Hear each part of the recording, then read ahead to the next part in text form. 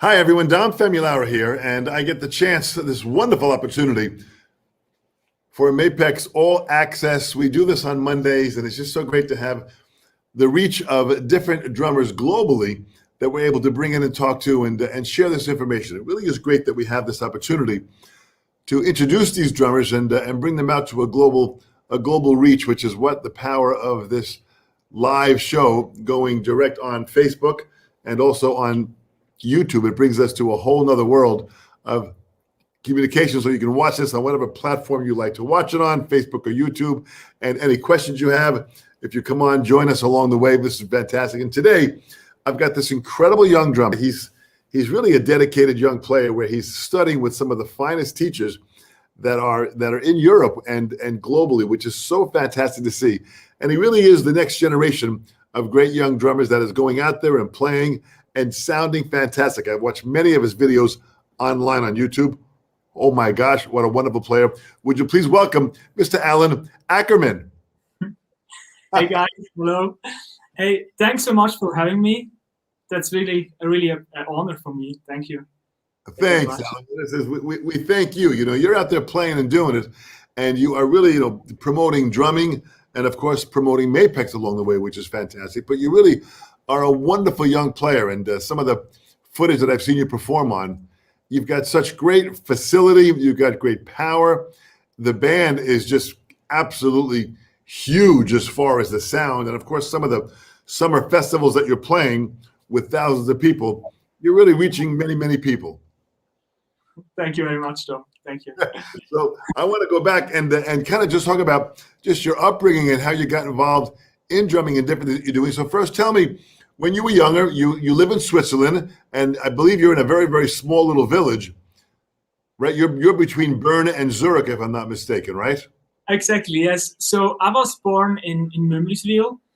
This is a little village with around 2,600 people, and I got actually to my dad, through my dad to music, because he was always listening to this rock stuff like Deep Purple, like Uriah Heep and all this kind of stuff, Yeah. I made my own first drum kit when I was around 16 or something like that. I took plastic pots and were mounting like cooking pots on top. So this was my first drum kit around, I think around 6 or 7 years or something. And then 8 years, I had my first lesson with a teacher named Hans Holliger. He was the teacher at the local music school. Mm-hmm. Yeah, the journey started. And when you so you were 16 years old, your dad had you listen to all this music. Were there any other bands that you were listening to at that time? Yeah, I mean, everything that was available in my house, actually. So CC Top and all this kind of all this kind of stuff, this was actually a really cool time.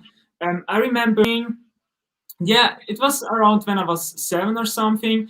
I think it was the New Year Eve, and they are always streaming these live concerts on TV. And I just was watching. I don't know I don't remember the band, but I was watching the drummer and I just thought it looks so cool.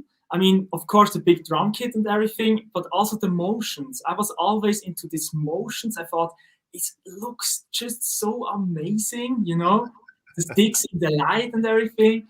So I think from there on, it was clear that I want to play drums. Very, very exciting. So you start taking some lessons, and you went to the local music store. What were you starting to learn in those lessons? What was the beginning? Of course, first, like how you hold the sticks and stuff like that, just basic things. A little bit of technique, but not that much. Basic grooves, and then, of course, how I play to music. Actually, I had a really cool teacher. It took me not that long until I could play to music. And this was so much fun. I just was sitting there and I was, playing to Michael Jackson songs or whatever. And then when I was like 11 or something like that. My cousin, she she had a girl band, a girl school band. So she asked me like, "Hey Alan, would you like to come by? So we need a new drummer. So maybe you could sit in and maybe it would fit, you know." So I had my first little kind of audition. So I went there. I had to learn like 2 songs or something like that, just cover songs. And then I played there, and I got the gig, you know. So this was actually my first band experience. Yeah. And what were the 2 songs you had to learn? I really don't know anymore. They're just pop songs, just random pop songs. Yeah. How exciting! So you joined the band. So did the band start playing anywhere? Hey, yeah, just at local like music school concerts. Nothing big, just like with some random people, like 20 people in front of the stage or something like that. But I got used to play live, you know, and I realized that I really like that feeling, you know, of playing live and playing in a band also, actually. It was a new thing for me, and I thought like, wow, this is awesome. This is really cool. So you're in the band. You're starting to play. So at this time, were you still taking lessons while you were in the band? Of course, yes. On a weekly base, yeah, every week, and then sometimes we had rehearsals with the school band, and that was my hobby, you know, that was my thing. Yeah. Well, I always say, as a hobby, it's so much fun, and drumming has always been a hobby to me. And I was able to make that hobby my profession, which is what you did. Yes. That really is really amazing to think about it, that we are able to enjoy continuing to play music.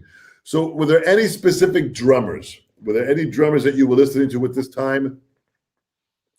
I got it's actually funny. In Christmas time, always the last lesson before Christmas, we had a special lesson where we were watching DVDs from big drummers from Hudson Music, all these DVDs, you know. So I remember one moment when we were watching the Thomas Lang DVD with his silver sparkling drum kit, and it was so crazy. I was really blown away. He really changed the whole view of drumming for myself. I was really like blown away. It was game changing kind of. And from this time on, I realized, hey, there are drums out there. They really, they do this for living. And they are like, my teacher said, hey, this is one of the top players out there. And I was really like, wow, man, I also would like to be one of these guys at some point, you know? And just like, totally amazed. You know, it's amazing when you experience some of these players that have dedicated themselves to perform like a Thomas Lang, who just are, you know, these monster players. But it's great that you're able to hear them and be influenced by people like that. Of course, yeah, it motivated me a lot. And then, of course, from time to time, I watched videos on YouTube a lot, actually. So I was actually also watching you, Tom. Of course, also videos of Klaus, all the great players from Benny Grapp or Jojo Meyer, or all the big guys, you know. Well, that's great that you've done that kind of research. You know, Klaus Hessler, it's just so great. We'll talk about him because he's a phenomenal player. He's a phenomenal educator. And by you taking some lessons with him, he actually just texted me and said that he's in a class right now, so he cannot watch the interview right now, but he'll watch it later on. So he'll watch it from where he is right now, which he's in Poland at a camp called the Open-Minded Drumming Camp, and he's getting ready to teach. He's in a class right now, so that's pretty amazing. So talk about some of your teachers now. Well, first of all, you know, you're doing some lessons yourself, but I want to get into some of your teaching later on. Talk about, you know, studying with someone like Stefan Schultz. Mm-hmm. What was that like? I mean, he was one of the first teacher who really, yeah, forced me to be really straight in practicing. Yeah. Also was, yeah, I mean, just one example. I remember I was sitting on the drum kit and he just was in the room and said, hey, play a groove, you know? And I was playing a groove and then he said like, yeah, I mean, it's not bad, but yeah, I mean, what's your goal? And then I said like, yeah, I would like to be one of the top players at one point. And then he said like, yeah, then that's not enough, man. Sorry. So we need to work on that and on that and on that. And hey, I was really like, okay, oh yes. And then I started, yeah, practicing really a lot. And he helped me really to the lot, yeah, really to go the way from like a talented young guy who would like to, yeah, be at some point professional to really get this professional level actually to really push me kind of. I know Stefan very well, and I've been to his school in Stuttgart several times, and he really has a great educational curriculum there. So he was a good guy to go to. I mean, he's going to put you on the right path. And when a student says they want to be able to be one of the big players, well, that takes a whole nother level of commitment that now you've got to learn all different styles and you've got to be aware of many of the different top players. It was actually really cool because he changed my view of music and drumming sometimes. Sometimes we were just there, were talking, and this was the best lesson I could get, you know? Sometimes I had a problem in playing or something, and then I went there and said, hey, Stefan, I mean, this and that. And then he really changed the whole thing. I went out and I thought like, oh, that simple it is, you know? It's just like, it's crazy. Yeah. He really is an awesome teacher. Oh, that's good. And Daniel Messina, was he there also at the same school? Hey, yes, he was more like my technique teacher. Mm-hmm. So he taught me a lot of yeah, all the technique stuff, the different grips and everything. And yeah, also that was really world changing. This was absolutely fantastic. Yes. Nice. He's another great player and a great teacher too. So you went to school. So how far was Stuttgart from where you live? Like 2.5 hours, around that. Two and a Okay. half, 3 hours. Yeah, depends on the traffic, but around that. Yeah. So you would drive there for the lesson? Yes, and And then how long were the lessons? I normally booked 2 days. So at one days I had 2 hours with Stefan, and then I was practicing in the evening. And the next day I had the lesson with Daniel, and then I was driving home. Actually, my parents were driving home because then I was around, yeah, 16, 17, 18, and I could not drive. So my parents had to drive, or I was going with the train from time to time, of course. But yeah, that was a little bit a challenge, but I mean, it was really worth it. I mean, they are amazing teachers. So Yeah, yes. they really are, man. Well, it's amazing that you have such wonderful parents that would drive you there and hang out there for a couple of days and allow you to learn and grow. That's incredible support that you had. Yeah, actually, really, yeah. I have to say I'm really thankful because also, I mean, in the early years of my career, when I had shows, some, yeah, sometimes also outside of Switzerland or anywhere, I could not drive and I had to take my drums with me, of course. Then they were also driving me, and I think this is a amazing support. Yeah, I'm so grateful. Yes. So when did you finally get your driver's license? How old were you? Uh, directly with, I think with, I started directly with 18 then, and I got my driver lesson shortly before 19 or something like that. So yeah, around 19. So when you performed at 17 years old with Terry Lynn, how did you meet up with that band? Oh, this is this is a funny story. Um, I this time I had a lot of different bands, and I played in a thrash metal band.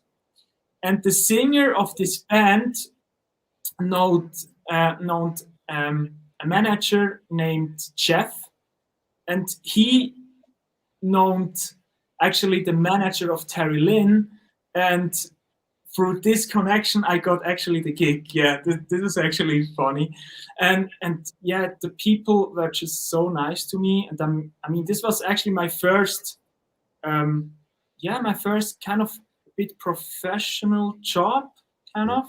Yeah. I was so nervous. I mean, crazy. And I mean, looking back at this, I really have to say these are stories I never will forget. I think it's just super cool. Yeah. And how did you learn the songs? Did they give you the music? Did you write out charts? Did you listen to it? How did you learn the songs? Yeah, I got all the recordings. So most of the things I tried to write out. And then, of course, I played to the charts a bit. But because I was writing the stuff out, the most of the things I already had in my head, kind of.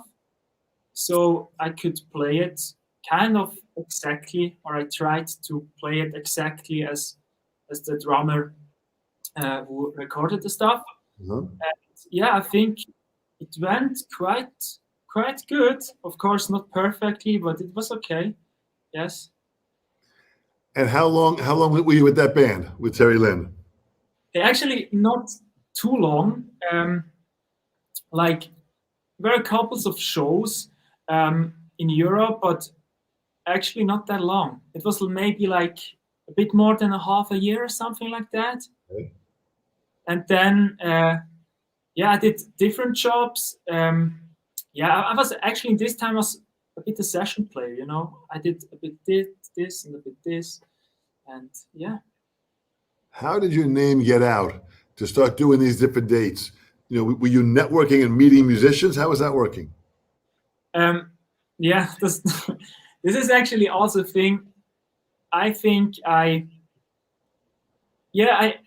this is all the things are growing over time, I think. And when I started with being a professional musician, kind of, or you try to be a professional musician, I mean, the problem that I had was I thought like, hey, I get now like a diploma in music, so I'm now a professional kind of player. So they will call me and I will get gigs, you know.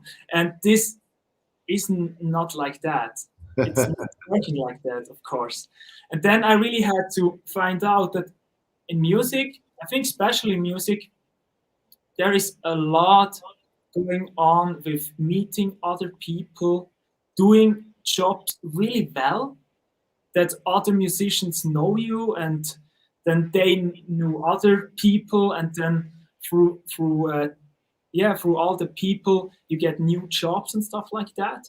Yeah. So it's not really like in other jobs maybe where you can knock on the door and say, hey, hello, I learned that, can I work in your company or something like that. It's more like doing it over time, meet people, and actually just do good work, you know, be professional, learn the songs, and then over time people know that you do a good job, and then they will call you. And how do you know if when you're doing this here, were you meeting other musicians and giving them your number and that kind of networking, or was it social media? How are you connecting with people? Actually, both. Through I was actually I did a pre-course at the VIAM in Winterthur. This is also music school in Switzerland, and a private music school. And I went there when I was 16, and I met there a lot of musicians. Then, of course, through through shows, I always like learned other musicians or met other musicians, and then over time I had my musician friends, Yeah. and they knew other people, and then yeah, it was growing like that actually. And of course, sometimes I always also was writing when I saw on the internet that yeah, a band needs a new drummer or something. Then I was writing, I was asking, hey, yeah, is there maybe an audition or something like that? Yeah, I was just trying all the ways I could, Well, good for you. That's exactly a smart way to do it. So just try to connect with people. So was that the Jazz Rock Pop Academy that you had went to? Yes, just for 1 year as a pre-course. Yes. Right. Interesting. So after Terry Lynn, you went on with at 18 years old with a band called Tinkerbell. Was that the next band? Actually, yes, this was also just a session job. I also with them I played some single shows in Switzerland and Germany, I think. I'm a little tour, and yes, this was also one of my first jobs, or a bit more like professional jobs, and this was also really really cool for me. Yeah. So you went and traveled to a different country now. You're going from Switzerland to Germany and playing. So what was that like? You were starting to travel now and meeting different people and starting to experience a whole different situation from your little village to different countries now. What was that like? Hey, actually, now I mean I was all the time so nervous. I remember that we had a show, and we were supporting a band. I don't know which band it was, but the drummer there was really really good. He played a lot of Russian stuff, and then when he grooved, it was just like, oh. And I remember that I was standing next to the stage, and I thought, oh man, I would like in 10 years or something like that, I would like to play like this guy. Sometimes you see somebody on tour and you think like, wow, this is just wow. And this was one of these moments. I thought like, hey, I'm on the right way, but still not there. It's maybe in 10 years or something, I would like to be that guy. Something like that. Yeah. Well, that's a great driving force, and it's a great example to experience to kind of see what that next level can be. But it takes again the commitment of being a constant student all the time, and that really is which I think you understand. So now, 20 years old, you kind of you become a part of this drum fest. I guess it was a drum fest in Switzerland. Yes, the Swiss was Drum Festival Switzerland is the name of the festival. And Thomas Lang was there, Myron Johnson, yeah, and Gergo, who's another phenomenal drummer, right?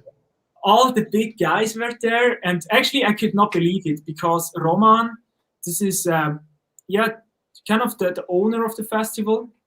He created this festival.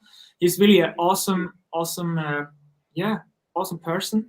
And at some point I got an email, and he was sending me like, hey, yeah, we thought maybe you could be as a upcoming kind of young artist there and play maybe half an hour or an hour or something like that. That was like, yeah, of course. And then I was just like, oh man, what should I do? Because these players are all so a level up. I mean, what can I do? And I remember I was so nervous at the day. I was warming up at the backstage, and Klaus was there, and then he said like, I always said, hey, what should I play? I mean, I'm well prepared and everything, but I mean, you played before me, and afterwards, actually, yeah, Thomas Lang and Gergo are coming, and what should I do? And then he said, yeah, I mean, man, this is music. Just be yourself and play whatever you are into. And it's just like, yeah, it's art. There is nothing like better nobody's better than the other or something. It's just like you are you, and they are they, and yeah, just enjoy it, And this helped me a little bit, I have to say. So I was not that nervous anymore, and yeah, it was a cool experience. Boy, that's always the best advice. And someone like Klaus, who's a very worldly musician. I mean, Klaus has played everywhere around the world, from China to Taiwan to all throughout Europe, all throughout the States and Canada. And I've done many, many events with Klaus together throughout the world. We've done many, many dates together. And he really is always a dedicated student of the art form and still learning. But that's great advice. So you went on there and you played just doing your thing, right? Yes, exactly. How was the festival? How was it? Hey, super, super cool, I have to say. Really. I mean, I remember I played like a 10 minutes drum solo or something like that, and some songs. In this time, I played with a guitarist, and we were doing like avant-garde music stuff. So he joined there, and yeah, it was. Of course, I was still nervous, but it was really, really a great experience, I have to say. And also watching these guys backstage warming up, and just the routine they have, and yeah, also how nice and smart they are. It's just unbelievable cool, really. Boy, that is great. I've had the chance to work with Thomas many, many times, and he's such a wonderful artist. And also Miles Johnson, who lives in Italy. And I've done many dates actually through Switzerland with Miles, another phenomenal player. He does a lot of the TV shows all throughout Italy. And Gergo is like, this monster that is incredible. Yes, he is. Yes, Yeah. I really like his the triplets are when he is playing triplets from like the highest tone to the 18th floor tone, like the thing. It's just like Jesus, right? I know these guys are pretty serious players. That's very well, and they are really the next generation of great drummers, which is great that you had that opportunity to not only hear them up close, but to perform with them. That's a great, really experience for you to have. So what was it like now when you joined the band? You had joined the band. It's Helvete, is it? Yes, Helvete. Helvete. Yes. You joined the band, and you kind of just joined in the beginning, and then eventually they brought you on as an actual permanent member, right? Yes, I mean the band. I think then when I joined, the band was already around 17 years old or 16 years old or something like that. Yeah. So they had a previous drummer, and he left. Merlin is his name. And then I got a call from Rafi, the guitar player. Yeah. I studied. I was at the Viam Music School in Winterthur. Yeah. I studied with him there. So he was actually a close friend of mine. So he got me a call and said like, "Hey, Alan, we need a new drummer. Would you like to, maybe do this job? If then you could do an audition for that job." And I said like, "Of course. I mean, yeah, I'm not really in the moment. I was not really into metal music. I always was into like prog rock music and all this kind of stuff, but I was not really a metal player. Mm-hmm. I thought like, I mean, why not? And I was, I know, I was knowing the band, of course. So I had a few albums from the band at home. So I thought like, yeah, I know the music, so I think I can play this. So yeah, I mean, why not? So I got a song, I recorded the song, and I sent the song back. And of course, they asked like 3-4 other players, of course. Uh-huh. And then I got a call from Kriegel, the singer, and he said, "Alan, we really like your style, but it's not clean enough. So could you maybe record it again? We give you a bit more time, because it was really, the time was really short. So he said, you can have another few days when you want. And then I said, like, yes, I will do it. And then I did it again, was sending the song back. And then I got another call and he said, like, yeah, I mean, we are blown away. You are, new drummer. But first, of course, I was just, for 1 year, I was just session player. Okay. And then after the year, I got a member. Yeah. So now I'm officially the drummer of Helveti. Yeah. Since 5 years. Yeah.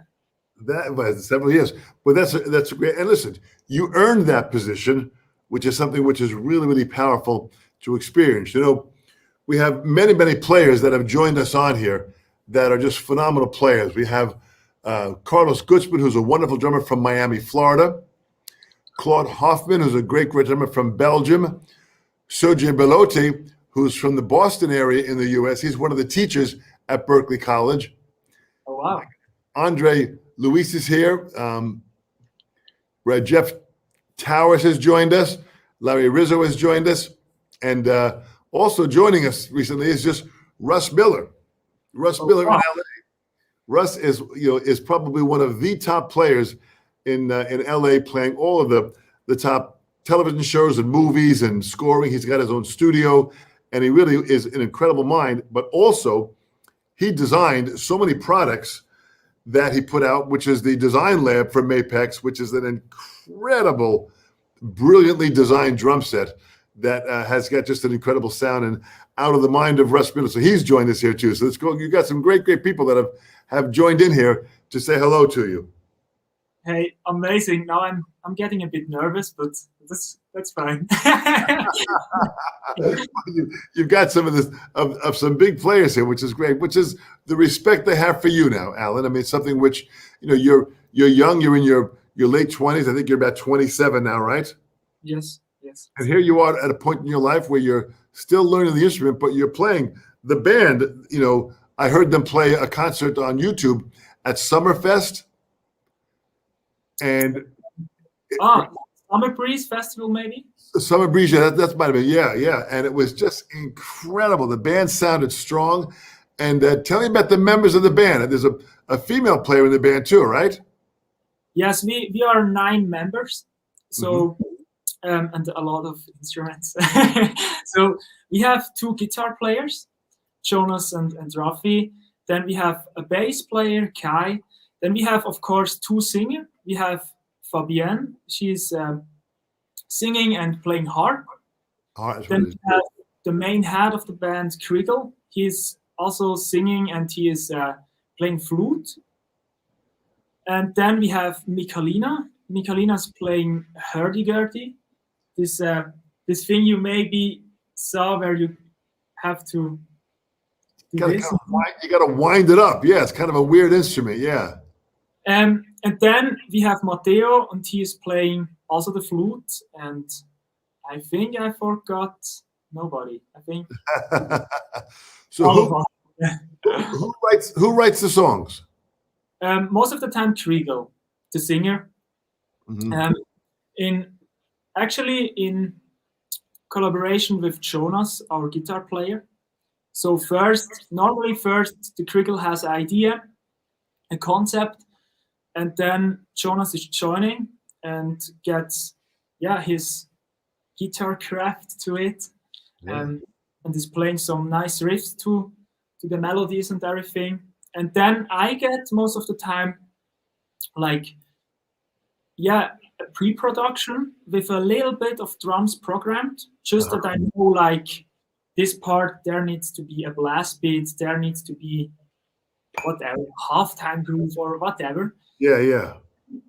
Of course, there are also already a bit ideas. When Jonas is playing his riffs, he always thinks maybe this groove could fit, or he has an idea already. So he sends also this idea to me, and I see then what I can do with these ideas and try also new things out, different things out, but try to really fit the song and fit the riffs, and that it really fits together. Well, that's fantastic. So I mean, and the band now, of course, with the pandemic, you guys have been not working right now. So what's the next step with the band? Hey, we go on tour actually in a few days. Just a couple of shows. Really? Yeah, in Europe. So yes, in August and September we have like not that much, but maybe like 10 shows or something like that. But I mean, after such a long time, it's actually great to enter the stage again. This is super cool. Yes. Absolutely. So how is the pandemic? Are you going to be in Switzerland? You're going to be traveling to different countries? Yes, we are going to, I think, Austria, Spain, Belgium. Yeah. So such few directions in Europe. Right. Well, that's really fantastic. So let's take a question. Let me see if I can pull this question up here. This is from Larry Rizzo. He said, Alan, could you go over how you learn a new song and come up with drum parts? Do you chart it out? Do you memorize the song, or you practice it constantly? How do you go about learning a new tune? Thank you, Larry, so much. How do you learn a new song? I mean, when I get songs that somebody else was playing on, then most of the time I chart the song. Right. Because I wanna play exactly what the player played. Of course, I can't do it exactly because he has his style, I have my style, but kind of, you know. So then I chart the song because I think it's important to respect what they did, I think. Yeah. So also the older songs from Helveti where Merlin was playing it, I try to play them as original as possible. Mm-hmm. Of course, over the years, sometimes I think, hey, okay, now I try something different, but I still try to be in the original kind of groove, you know. Yeah. And when I learn new stuff, I mean, when we are like, recording in a few weeks a new Elu song, and I get a pre-production, then I don't, write the stuff out. Then I listen to it and I play the stuff, and then I think like, what can I add to make it better? Or maybe not add. Sometimes less is more. Maybe, what can I throw out to make it better? Or just like, what fits a bit more the music. Then, of course, the same with the fill-ins. And I always try to think like, what fits the melody of the song or the riff, the guitar riff, that really drums and guitars are really like together.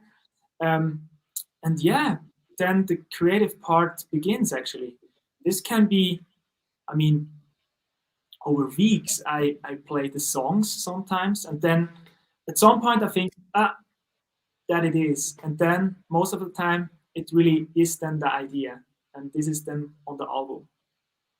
So it takes a while to work the song and get to know the song. And even though you chart it out and you have some ideas for it, it still may change as you play it on and on. And you might, we say, fine tune it a little as you go along. Exactly, yes. I mean, if you play a song over, like me, it's with the band over years sometimes. Most of the time, after a year, you think like, this could be a bit better, you know? Yeah. I mean, maybe I was a bit over-motivated there and the feeling was a bit too much or whatever, you know? So,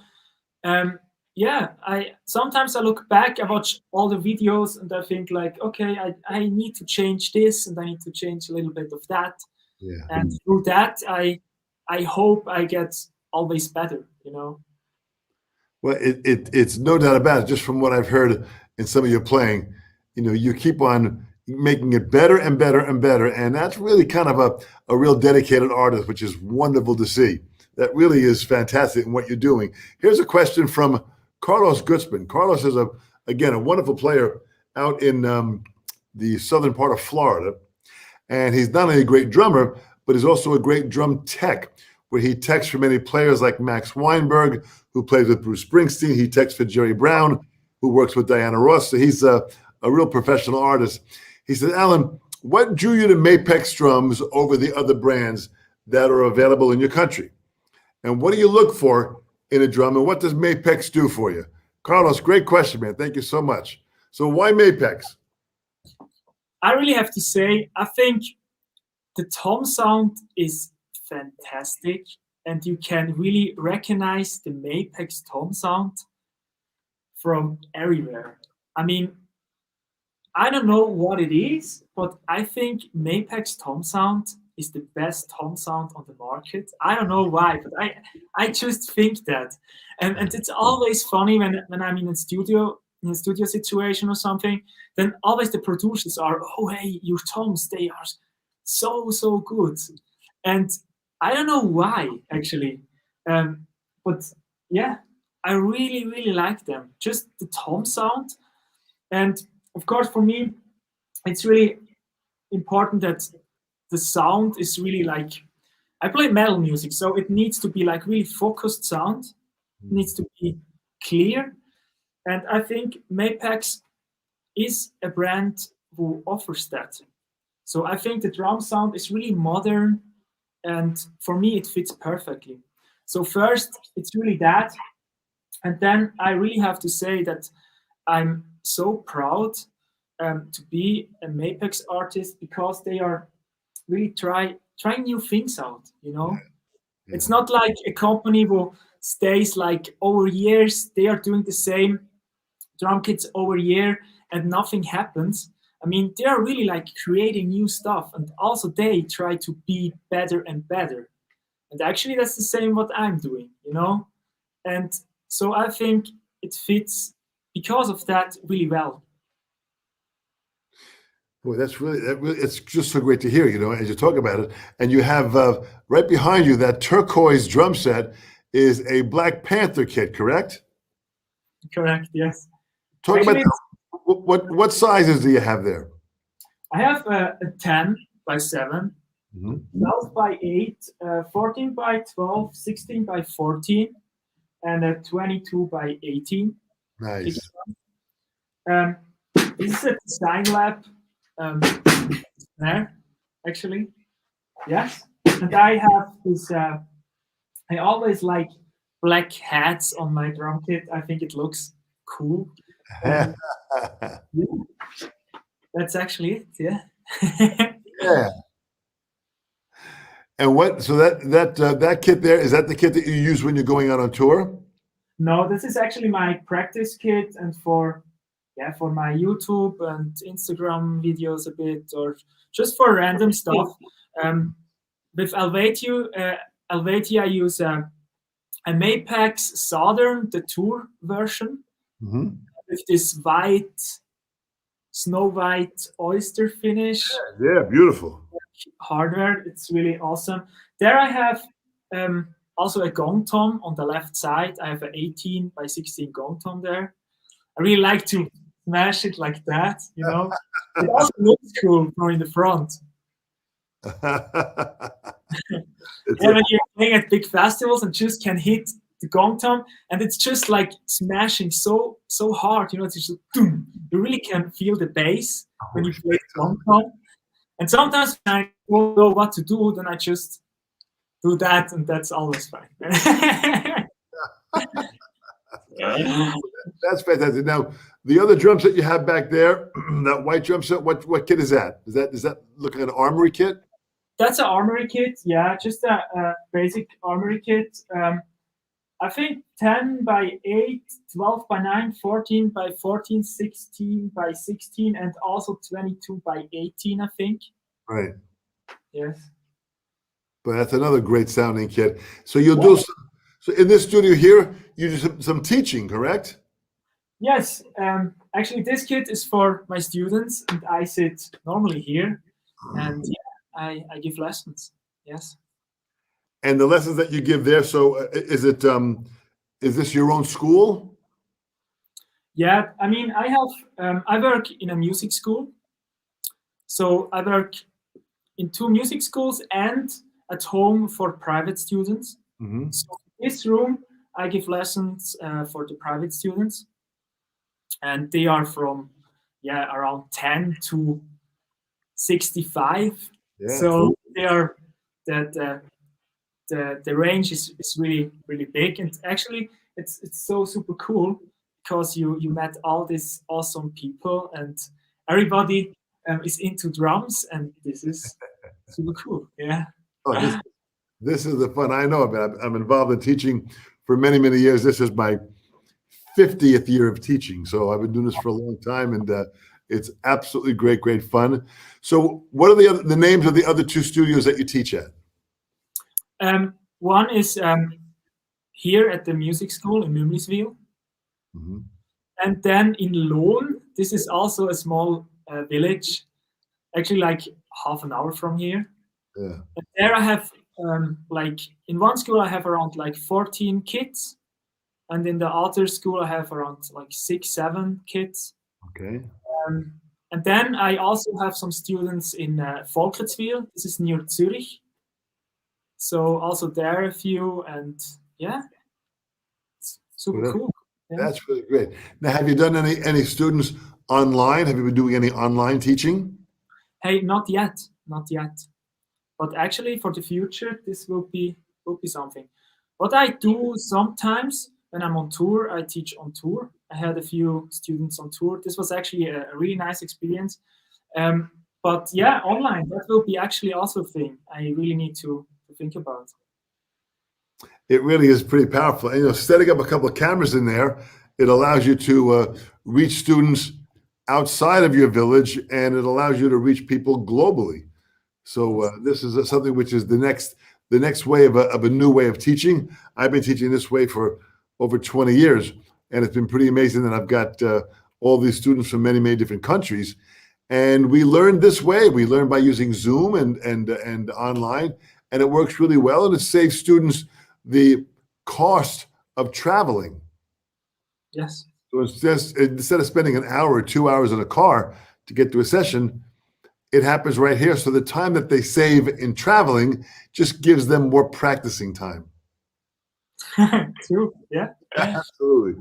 Well, this is great. Boy, Alain, it's great to have some time with you. You really are an incredible, young talent that is coming out here, and with all these great, great drummers that have joined us on here. And again, even Russ Miller joining us. Thank you so much, Russ, for joining us. The fact that he's taking time out of his busy schedule to check in on what's happening, this is pretty powerful to keep in the loop of what's going on. So it's really incredible that you are doing what you're doing, and as the band hits the road, this is exciting. So I hope at some point, if I ever get to Europe, that I can get together with you and go hear the band. I'd love to go and hear you perform.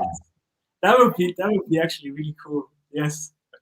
Let's do that. Yes. We'll have to work that out with Klaus Hetzel. Someday when I get over there with Klaus and do some stuff with Klaus, we'll figure it out and get together for sure. But on behalf of Maypex, you are a wonderful artist that's out there promoting the drums and playing great, and still, as I say, a student of the art form, which is great with all the different teachers that you worked with, even the Agostini school that you also studied with. Also, there were some great, great concepts that you've learned, and now that's all that knowledge is what's helping you out to continue with the band, and you're going stronger than ever. Yes. Hey, thanks so much, Tom. It was really a pleasure, really an honor. And yeah, thanks so much for all the stuff you are doing, actually. It's really a joy to see. Yeah. Thanks. So these interviews, I love doing these interviews because I get a chance to meet so many great young players, and I get to meet so many great players that are out there. I mean, I've interviewed Russ Miller several times, and Russ is just an absolute pro at what he's doing. And of course, players like yourself who are younger and out there doing this, you are the next generation that's going out there to move this art form forward. All these great people that have joined us, Jeff Towers and these different people that have been on here, Larry Rizzo, these are great, great players that are dedicated musicians. So I thank them all for joining us. I thank Mapex so much for allowing me to have this opportunity to sit down with you, Alain. And I thank you so much, Alain. You're doing fantastic. Keep it going. Stay strong. And hopefully at some point, I'll see you in the future. Yeah, it would be great. Thank you, Tom. Thanks. Thank you so much, Alain. Thank you, everyone. Fantastic.